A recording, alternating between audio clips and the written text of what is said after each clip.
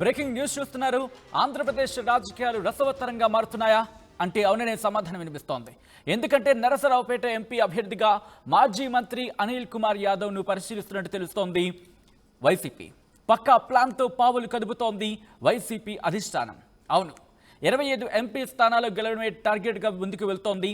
BC అలాగే యాదవ్ కావడంతో అనిల్ను రంగంలోకి దింపితే ఎలా ఉంటుంది అనే ఆలోచనలో అటువంటి వ్యూహంలో ముందుకు వెళ్తున్నట్టుగా తెలుస్తోంది ముఖ్యమంత్రి జగన్ ఆదేశాలకు ఓకే చెప్పినట్టుగా తెలుస్తోంది అనిల్ కుమార్ యాదవ్. అనిల్ పోటీ చేస్తే పార్లమెంటు పరిధిలోని అసెంబ్లీ స్థానాలకు ప్లస్ అవుతుందని చెప్పి కూడా భావిస్తున్నట్టుగా తెలుస్తోంది. ఈ నేపథ్యంలో నెల్లూరు నుంచి నరసరావుపేటకి పంపించడం వెనకాల ఎటువంటి వ్యూహం ఉంది, ముఖ్యంగా వైసీపీ అక్కడ ఎటువంటి వ్యూహంతో ముందుకు వెళుతుంది తెలుసుకునే ప్రయత్నం చేద్దాం. మా ప్రతినిధి కృష్ణమోహన్ అప్డేట్స్ అందించేందుకు లైవ్లో జాయిన్ అవుతున్నారు.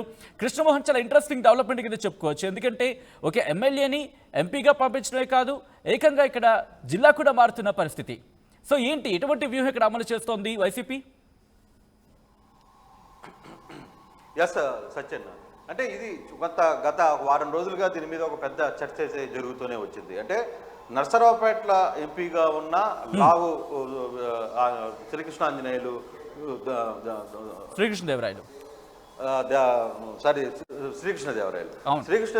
ఎవరైతే ఉన్నారో శ్రీకృష్ణదేవరాయల్ని అక్కడి నుంచి పంపించి, అంటే బేసిక్గా మొదటగా అతన్ని గుంటూరు నుంచి పోటీ చేయించాలనే ఉద్దేశం వైసీపీ ట్రై చేసింది.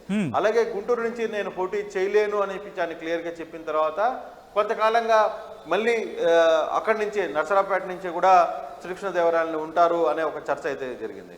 తర్వాత తీరా అతను తన పదవికి రాజీనామా చేశారు. అయితే అప్పటికే వైసీపీ ఒక ఆలోచనలో ఉంది. ఇక్కడ బీసీ సామాజిక వర్గం ఏదైతే నరసరావుపేట పరిధిలో ఉన్న 7 నియోజకవర్గాల్లో బీసీలు ఎక్కువగా ఉండడం, అందులో యాదవ సామాజిక వర్గానికి సంబంధించిన ఓట్ బ్యాంక్ ఎక్కువగా ఉంది. అది ముందుగానే వైసీపీ దీన్ని ప్లాన్ చేసుకుంటే మొదటి నుంచి కూడా అక్కడ ఒక బీసీ అభ్యర్థిని, ఒక బలమైన నేతను పంపిస్తే బాగుంటుందనే ఊహం అయితే వైసీపీ చేస్తూనే వచ్చింది. అయితే అందులో భాగంగానే బీసీ మంత్రిగా అనిల్ కుమార్ యాదవ్ నెల్లూరు నుంచి ఎమ్మెల్యే, నెల్లూరు టౌన్గా 2 సార్లు ఎమ్మెల్యేగా గెలుపొంది మంత్రి అయిన అనిల్, అంటే చాలా క్లియర్ గా అతనికి ఒక బీసీలో ఒక యూత్ ఫాలోయింగ్ ఉంది. తర్వాత బీసీలో ఒక పెద్ద నేతగా ఎదిగారు ఆయన. సో అందులో అడిషనల్ గా యాదవ సామాజిక వర్గం కూడా అతనికి యాడ్ అయ్యే పరిస్థితి ఉంది. ఇవన్నీ దృష్టిలో పెట్టుకుని అనిల్ కుమార్ యాదవ్ని ముఖ్యమంత్రి నరసరావుపేట నుంచి పోటీ చేస్తే బాగుంటుందని. మరి జిల్లా కూడా చేంజ్ చేస్తున్నారు అంటే బేసిక్గా 2-3 ఇష్యూస్ ఉన్నాయి ఇక్కడ. టౌన్లో ఉన్న నేపథ్యంలో అక్కడ ఎంపీగా పోటీ చేస్తున్న విపిఆర్ కావచ్చు, లేకపోతే ఆయన కాంగ్రెస్ వైసీపీ నుంచి ఎంపీగా పోటీ చేస్తున్న విపిఆర్ మొదటి నుంచి ఆయన ఒకటే చెప్పారు, టౌన్ అనిల్ కుమార్ యాదవ్కి వద్దు అంటూ ఆయన అడ్డంకి చెప్పిన పరిస్థితి ఉంది. అదే విషయంలో ముఖ్యమంత్రి గారు స్వయంగా విపిఆర్ని కూడా ఒప్పించి అనిల్ కుమార్ యాదవే పోటీ చేస్తాడు నెల్లూరు నుంచి అని చెప్పి క్లారిటీ చేశారు. సో అనిల్ బేసిక్గా చూసుకుంటే అనిల్కి జగన్కి మధ్య ఉన్న సంబంధం, సో వీళ్ళిద్దరూ మధ్య ఉన్న రిలేషన్ అందరికీ తెలుసు. జగన్ వ్యవహారంలో అనిల్ ఎంత దూరమైనా వెళ్తారు అనేది ఓపెన్గా ఆయన మాట్లాడుతుంటారు. At the same time Jagan కూడా ముఖ్యమంత్రి కూడా అనిల్ వ్యవహారంలో ఖచ్చితంగా కొంత దగ్గర చేసుకునే ప్రయత్నాన్ని ఆయన ఎప్పుడు చూపిస్తూనే ఉన్నారు. జిల్లాలో కూడా చాలా వరకు రాజకీయాలు ఎన్ని సమీకరణాల్లో మాట్లాడినా అనిల్ కంటూ అనే వ్యక్తికి మాత్రం ముఖ్యమంత్రి చాలా పెద్ద పీట వేస్తూ వచ్చారు. సో ఆయన అనుకునేది మాత్రం ఖచ్చితంగా జరిగిపోతూ ఉండేది. సో అటువంటి జిల్లా రాజకీయాల్లో ఒక కీలక నేతగా, అదేవిధంగా బీసీ సాధికార యాత్ర బస్సులు పెట్టిన ఈ యాత్రల మొత్తాన్ని కూడా ప్రతి సభలో కూడా అనిల్ పాల్గొనే విధంగా చేశారు. ఒక రాష్ట్ర వ్యాప్తంగా అనిల్ చేత మాట్లాడించాం. అనిల్ నుంచి ఒక బీసీ సామాజిక వర్గ నేతలతో పాటు అనిల్ని ఖచ్చితంగా ఉంచే ప్రయత్నం అయితే ముఖ్యమంత్రి చేసిన ప్రయత్నం మనం చూసాం. సో ఆయన్ని ఒక రాష్ట్రంలో ఒక బీసీ నేతగా ఒక ఎస్టాబ్లిష్మెంట్ చేయడంలో ముఖ్యమంత్రి ఆయన ఇంట్రెస్ట్ చూపించారు. అలాగే అనిల్ కూడా సక్సెస్ అయ్యారు. సో ఈ నేపథ్యంలో బీసీ సామాజిక వర్గ నేతగా, యువనేతగా అనిల్ కుమార్ అది సక్సెస్ఫుల్ క్యాండిడేట్ అవుతాడు అక్కడ. సో లావు శ్రీకృష్ణదేవరాయల్ని అక్కడి నుంచి పోటీ చేయించే, తెలుగుదేశం నుంచి ఆయన పోటీ చేస్తారని సంవత్సరం ఖచ్చితంగా క్లారిటీ వస్తుంది.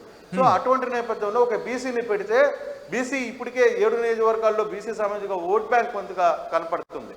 కానీ ఈ సామాజిక వర్గంలో ఉన్న పల్నాడుకు సంబంధించిన కొంతమంది ఎమ్మెల్యేలు మాకు శ్రీకృష్ణదేవరాయలు కావాలంటూ ఆయన చెప్పిన పరిస్థితి కూడా ఉంది. సో ముఖ్యమంత్రి దగ్గరికి వెళ్ళి వాళ్ళు మాకు శ్రీకృష్ణదేవరాయలే కావాలని కూడా వాళ్ళు కూడా మాట్లాడారు. అయితే ముఖ్యమంత్రి ఆ ప్రాంతంలో ఉన్న నేతలందరినీ కూడా ఒప్పించగలిగారు. అట్ ద సేమ్ టైం మొదట అనిల్ కుమార్ నిరాకరించినప్పటికీ కూడా ఇక్కడ కాన్వర్ట్ పొజిషన్ అయిపోయింది అనిల్కి. ఖచ్చితంగా ముఖ్యమంత్రి ఇక తప్పదు ఆప్షన్ నువ్వే అని చెప్పిన తర్వాత స్వయంగా ఆయనే 2-3 సార్లు అనిల్తో మాట్లాడిన నేపథ్యంలో ఇక జగన్ మాటనే కాదని లేక అనిల్ కూడా ఖచ్చితంగా నర్సరావుపేటకి ఒప్పుకున్నట్టుగా సమాచారం అయితే అందుతుంది. కానీ చూడాలి, ఇది అఫీషియల్ గా ఈ రోజు రేపు ప్రకటించే పరిస్థితి అయితే కనబడుతుంది. ఈ రోజు సాయంత్రానికి కూడా కొంత ఎంపీల లిస్టు కనబడుతుంది. ఇప్పటికే ఎంపీలలో 3 ఎంపీలను కూడా మార్చిన పరిస్థితి, రేణుక కూడా ఎంపీకి ఇచ్చారు, జయరామ్ని షాక్ ఇచ్చే పరిస్థితి అయితే కనబడుతుంది. అక్కడ మేయర్ నుంచి మేయర్ రాజయ్యని కల్పించే ప్రయత్నం అయితే చేస్తున్నారు. సో ఇవన్నీ కొంత ఈక్వేషన్స్లో ఎక్కడికక్కడ ఈక్వేషన్ని సామాజిక సమీకరణాలు తర్వాత వీటన్నిటిని చాలా క్లియర్గా జగన్మోహన్ రెడ్డి ఒక అంచనా వేస్తున్నట్టుగా సమాచారం. ఆ అంచనాలలో భాగంగానే ఇటువంటి భారీ మార్పులు అయితే కనబడుతున్నాయి. అయితే ఇప్పుడు నెల్లూరు టౌన్ నుంచి మారిస్తే మరి నెల్లూరు టౌన్కి ఇప్పటికీ 2 సార్లు వరుసగా ఎమ్మెల్యే, 3వసారి హ్యాట్రిక్ కోసం ఆయన శతవిధాలుగా ట్రై చేస్తున్నారు. మరోవైపు నెల్లూరు టౌన్లో నారాయణ విద్యా సంస్థల అధినేత నారాయణ ఆయన తెలుగుదేశం నుంచి పోటీ చేయాలనుకున్నారు. ఆయన కూడా రంగంలో ఉన్నారు. ఈసారి అనిల్ కుమార్ చాలా క్లియర్గా చెప్పారు, ఈ హ్యాట్రిక్ కొట్టి తీరుతానని చెప్పి నెల్లూరు టౌన్లో ఆయన తిరుగుతున్న పరిస్థితి మనం చూస్తున్నాం. కానీ అక్కడున్న కొంత సామాజిక వర్గం ఆయన్ని వ్యతిరేకిస్తూ వచ్చిన పరిస్థితిని మనం చూసాం. ఆ సామాజిక వర్గాన్ని తట్టుకోవాలి.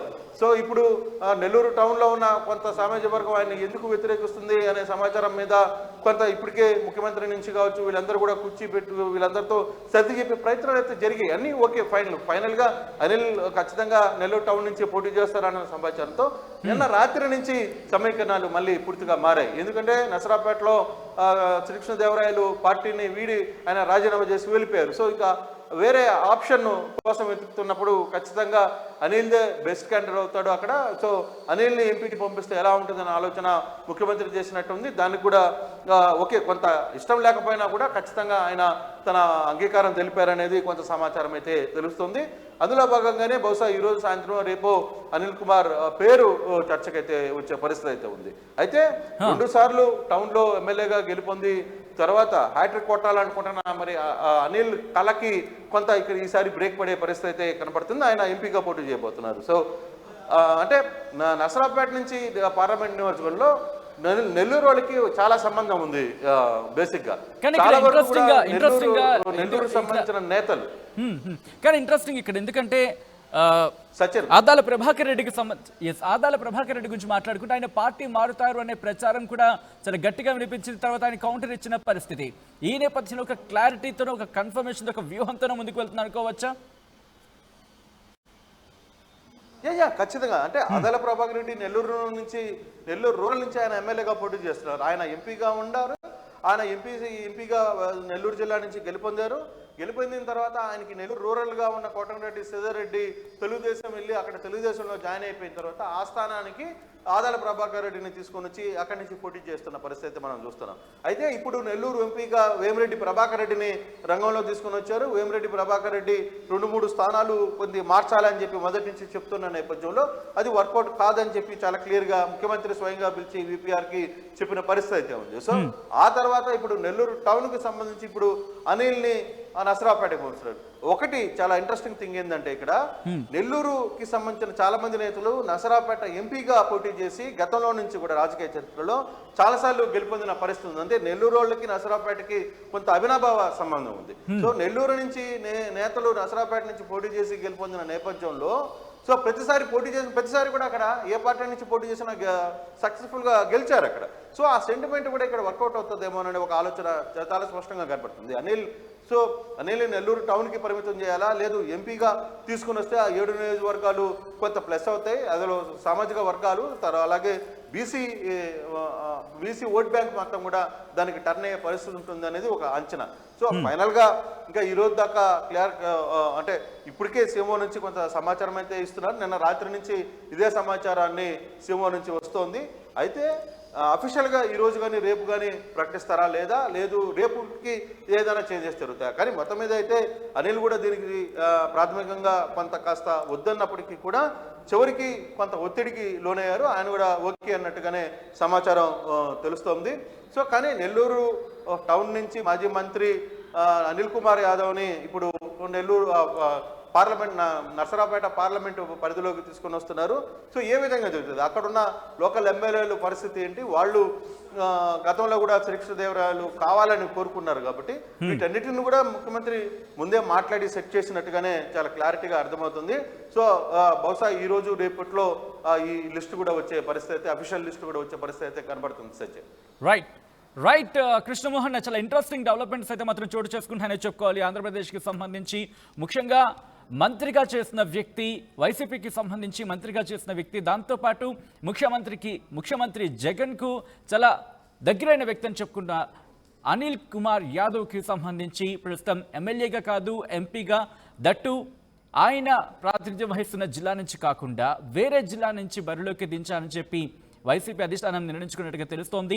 నరసరావుపేట ఎంపీ అభ్యర్థిగా మాజీ మంత్రి అనిల్ కుమార్ యాదవ్ని బరిలోకి దించాలని చెప్పి వ్యూహాన్ని సిద్ధం చేసుకున్నట్టుగా తెలుస్తోంది వైఎస్ఆర్సీపీ.